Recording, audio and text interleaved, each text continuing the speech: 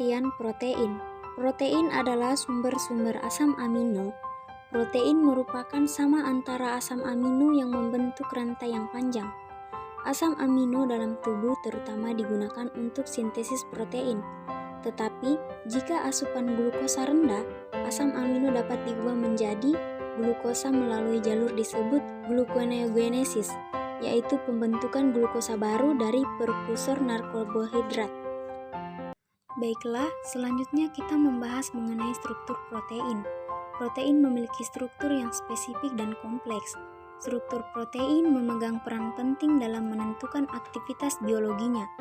Protein tidak hanya bervariasi dalam jumlah dan urutan asam amino, tapi juga dalam alur rantai peptidanya. Protein dapat dibagi sebagai berikut.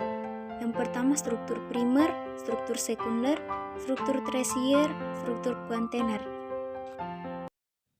Selanjutnya fungsi protein. Fungsi protein sebagai pengendalian tubuh, sebagai antibodi, sebagai protein cadangan, sebagai pengatur reaksi, sebagai penyusun jaringan, sebagai alat angkut, sebagai enzim, dan sebagai pengatur gerakan. Baiklah, selanjutnya kita membahas mengenai metabolisme protein dan asam amino. Metabolisme protein merupakan proses kimia dan fisik yang mencangkup pada perubahan anabolisme. Protein menjadi asam amino dan penguraian katabolisme asam amino pada protein. Asam amino yang telah tersebar melewati darah dan masuk dalam jaringan tubuh akan disintesis kembali menjadi protein. Selanjutnya kita membahas mengenai proses terjadinya metabolisme protein dalam tubuh. Metabolisme protein dalam tubuh juga terjadi dalam dua tahap, yakni anabolisme dan katabolisme. Anabolisme adalah pembentukan protein dari asam amino. Sebaliknya, katabolisme merupakan pemecahan protein menjadi asam amino. Makanan dengan protein akan dikunyah dan masuk ke dalam perut yang mengandung asam klorida dan enzim pepsin.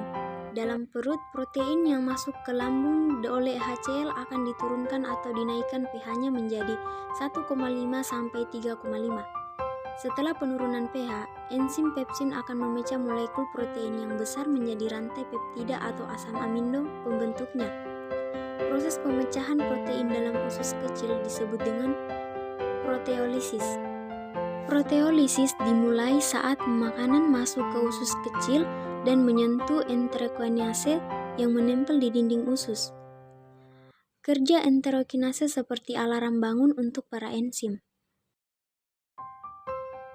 Dalam lambung, protein akan masuk ke dalam usus kecil yang memiliki hormon pencernaan sekretin. Proses pemecahan protein dalam usus kecil disebut dengan proteolisis. Proteolisis dimulai saat makanan masuk ke usus kecil dan menyentuh enterokinase yang menempel di dinding usus. Kerja enterokinase seperti alarm bangun untuk para enzim.